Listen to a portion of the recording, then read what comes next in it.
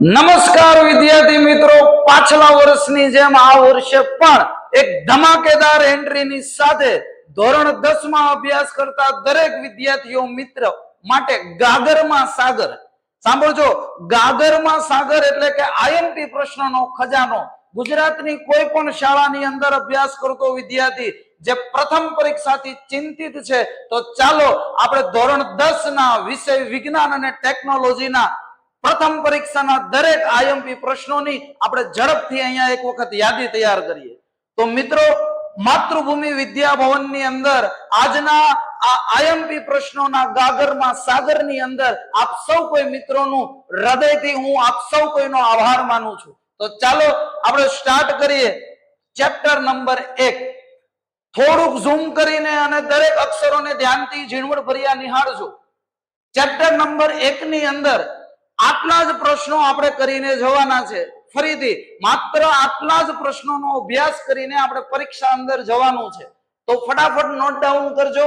Chapter number 1 ની અંદર રોજિંદા જીવનમાં જોવા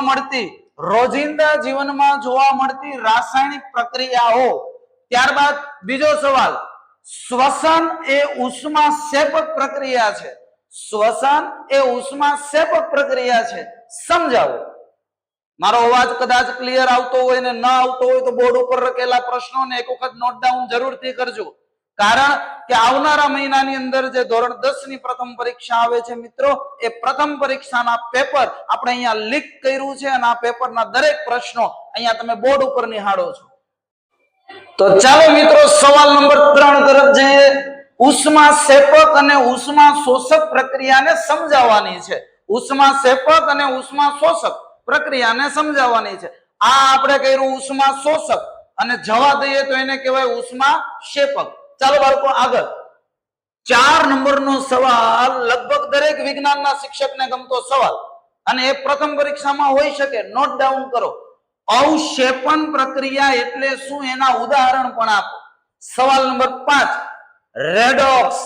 રેડોક્સ પ્રક્રિયા એટલે શું, જેમાં ઓક્સિડેશન રિડક્શન બંને થતું હોય એવી પ્રક્રિયાને આપણે કઈ પ્રક્રિયા કહીએ? વિચારો કઈ પ્રક્રિયા? તો એ પ્રક્રિયાનું નામ છે રેડોક્સ પ્રક્રિયા. ત્યારબાદ છેલ્લો, આ પહેલા ચેપ્ટરનો છેલ્લો સવાલ છે મેગ્નેશિયમની પટ્ટીને હવામાં સળગાવતા પહેલા એને શુદ્ધ કરવામાં આવે છે. વાય? શા માટે એને શુદ્ધ કરવામાં આવે છે?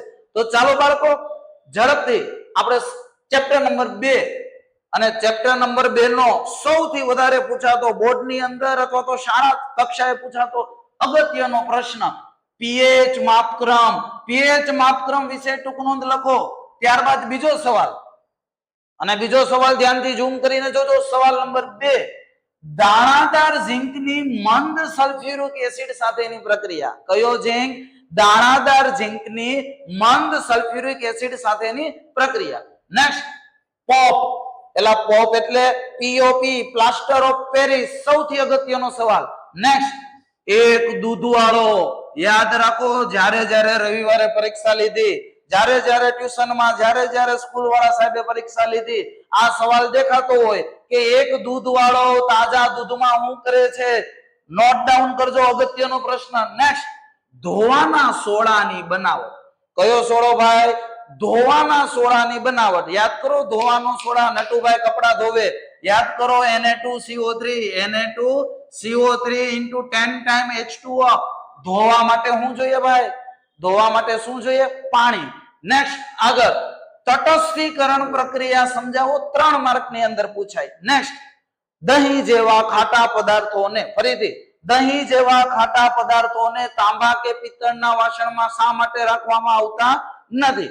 ચાલો બાળકો આગળ જોઈએ. Chapter number 3.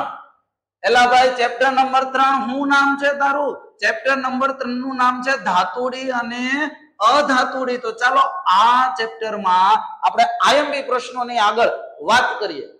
ધાતુ અને અધાતુના 2 તફાવત આપો. ખાલી 2 તફાવત 2 ગુણની અંદર પાકા કરીને જવાના છે.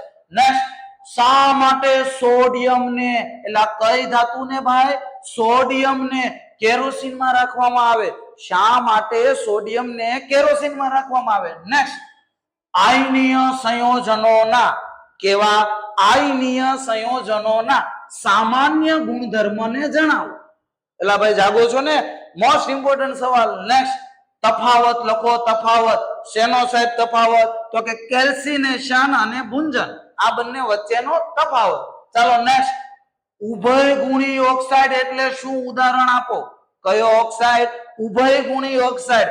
નેક્સ્ટ, ગેંગ એટલે શું અને ગેંગને દૂર કરવા માટેની પદ્ધતિઓ. ગેંગ પાકું કરીને જ જવાનું.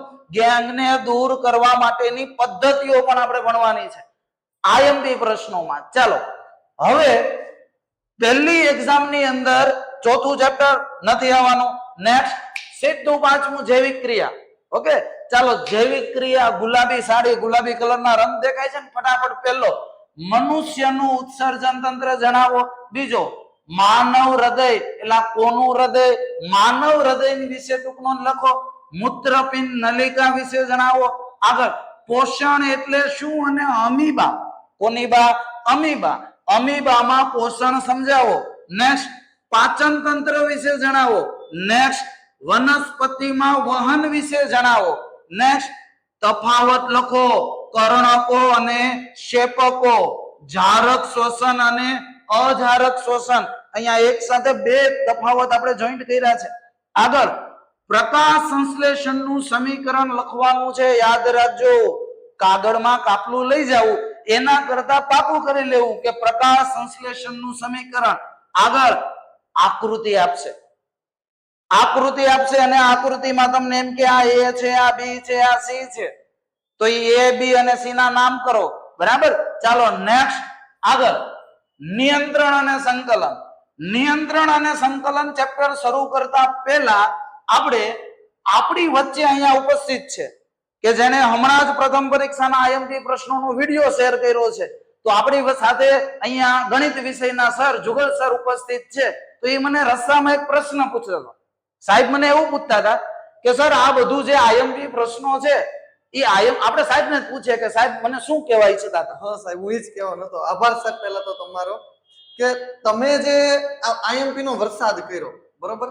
તો મનમાં એક સવાલ હતો, એ પૂછું તમને? પૂછો ચાલો ફાઇનલ. તમે એવું કહો છો કે 100% પણ આપણો એક સવાલ સાહેબ એવો છે કે વિદ્યાર્થીઓને કદાચ પણ મૂંઝવતો હોય કે તમે જે આઈએમપી આપ્યા છે એ કોઈ પણ સ્કૂલ કક્ષાનું પેપર હોય, કોઈ પણ સ્કૂલનું, હવે તમે ગુજરાતથી માંડી લ્યો, અથવા તો એસવીએસ કક્ષાનું પેપર હોય, તો શું આ બધે લાગુ પડશે? બધે આ જ આઈએમપી આવશે? સાહેબ જોવા મળશે? સાહેબ બ ક ડ ગુજરાતની કોઈ પણ શાળા, માત્ર શરત એટલી કે ધોરણ 10 નું વિદ્યાર્થી હોવું જોઈએ. ધોરણ 10 અને વિષય વિજ્ઞાન હોવો જોઈએ કોઈ પણ શાળા ગુજરાતની. તો સાહેબ આમાંથી જ પેપર આવવાનું છે. તો સાહેબ વિદ્યાર્થી બીજું કાંઈ ન કરે, આમાં જે સવાલ તમે કીધા એ કરીને જાય એટલે પૂરું ને. અરે સાહેબ, આખું વર્ષ છોકરો ભણ્યો હોય કે ન ભણ્યો હોય, અત્યારે આઈએમપી પ્રશ્નોનું એક વખત રિવિઝન કરીને જાય એટલે આની બહારનું પેપરમાં એક પણ સવાલ પૂછાવાનો નથી. છોકરાઓ સાંભળજો, આની સિવાય કઈ કરવાનું નથી. 80 માંથી 80 આપણે લાવવાના છે. સાહેબે ગેરંટી સાથે વાત કરી છે, તો આપણે આ જ કરવાનું છે. ઓકે. અને એની સાથે સાહેબે હમણાં યાદ કરાવ્યું કે ગણિત વિષયનો પણ વિડીયો આ ચેનલ ની અંદર આપણે અપલોડ કર્યો છે, ગણિત વિષયનો. તો ફટાફટ આ જયારે સાયન્સ નું પૂરો થાય એટલે ગણિત વિષયનો વિડીયો ચેક કરો. અને એમાં પણ સાહેબે ગાગર ની અંદર સાગર આપી દીધો છે. સૌથી આઈએમપી પ્રશ્નો ગણિતમાં સાહેબ, ગણિત વિષય 100% સાહેબ એ જ કરવાના દાખલા. ગણિતમાં તો છોકરાને બહુ તકલીફ હોતી હોય છે, પણ આપણે તમે જેમ કીધું ગેરંટી સાથે એ જ દાખલા કરવાના, એની સિવાય કાંઈ ન કરે તો છોકરાને 100 માંથી 80 માંથી 80. ઓકે. તો ગણિત, વિજ્ઞાન, ઇંગ્લિશ, સમાજ અને દરેક વિષયો, દરેક વિષયના આઈએમપી પ્રશ્નો સાહેબે કીધું એમ પ્લેટફોર્મ ઉપર આવી જવાના છે. તો દરેક બાળકોએ ફટાફટ એક વખત વિઝિટ કરી લેવાની માતૃભૂમિની આ યુટ્યુબ ચેનલને, અને લાઈક કરવાની છે, શેર કરવાની છે, અને સબસ્ક્રાઇબ બટન ને તમારે ત્યારે જ દબાવવાનું છે. અત્યારે દબાવી દઈએ સાહેબ બટન? તો ચાલો દબાવી દો સાહેબ, દબાવી દો. અત્યારે દબાવી દેવું સાહેબ? પાછું ચાલો અત્યારે સબસ્ક્રાઇબ નું બટન આપણે જુગલ સર ના નામે દબાવવાનું. કારણ કે અત્યારે એ કરશે તો આગળના વિષયને તરત આઈએમપી મળે. 100% સાહેબ, 100%. અને હવે આપણે ફટાફટ વિડીયોને આગળ લઈ જઈએ. સાહેબ તમારો ખૂબ ખૂબ આભાર. અને બાળકોને છેલ્લી વાર પેલું સબસ્ક્રાઇબ બટન વાળું કહેતા જજો. છોકરાઓ, મેં કીધું એમ આગળના વિષયના આઈએમપી અને અવારનવાર આ ચેનલ ઉપર તમને ધોરણ 10 બોર્ડનું કામનું અગત્યનું બધું મળતું રહેશે, તો ખાસ ચેનલને સબસ્ક્રાઇબ કરી લેજો. ઓકે સાહેબ, આભાર સાહેબ. ચાલો ફટાફટ વયા જાય વિજ્ઞાનના વાવાઝોડાની અંદર. ચેપ્ટર નંબર 6, ચેતાકોષની આકૃતિ. કયા કોષની? ચેતાકોષની. પરાવર્તી કમાન વિશે જણાવો. નેક્સ્ટ, માનવ મગજના ભાગો, એલા માનવ મગજને કેટલા ભાગો હોય?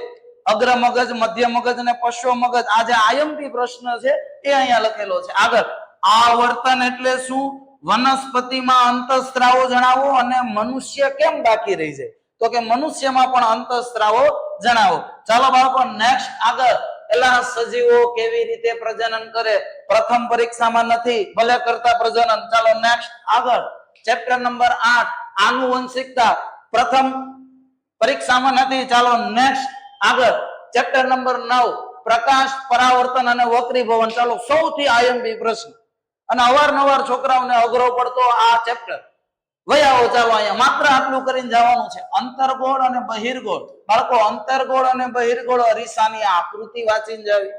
ઓકે નેક્સ્ટ, સમતલ અરીસો અને તેના પ્રતિબિંબ અને સમતલ અરીસાના ઉપયોગો એલા કરીને જવા. નેક્સ્ટ, તમારા 9મા ચેપ્ટરમાં માત્ર 1, 2, 3 અને 4 એલા કેટલા? માત્ર 4 ઉદાહરણના દાખલા છે બાળકો. 4 ઉદાહરણના દાખલા વાંચીને જવાના. નેક્સ્ટ, અરીસો અને લેન્સની કાર્ટેશિયન યામ પદ્ધતિ જણાવો. પછી તફાવત, બહિર્ગોળ લેન્સ, અંતર્ગોળ લેન્સ, અંતર્ગોળ અરીસો, બહિર્ગોળ અરીસો. માત્ર એક વખત તમારે સ્ક્રીનશોટ પાડવો હોય તો પાડી લો વિદ્યાર્થી મિત્રો. અઘરામાં અઘરું લાગતું જે ચેપ્ટર છે એટલે આમાં માત્ર આટલું જ કરીને જવાનું છે.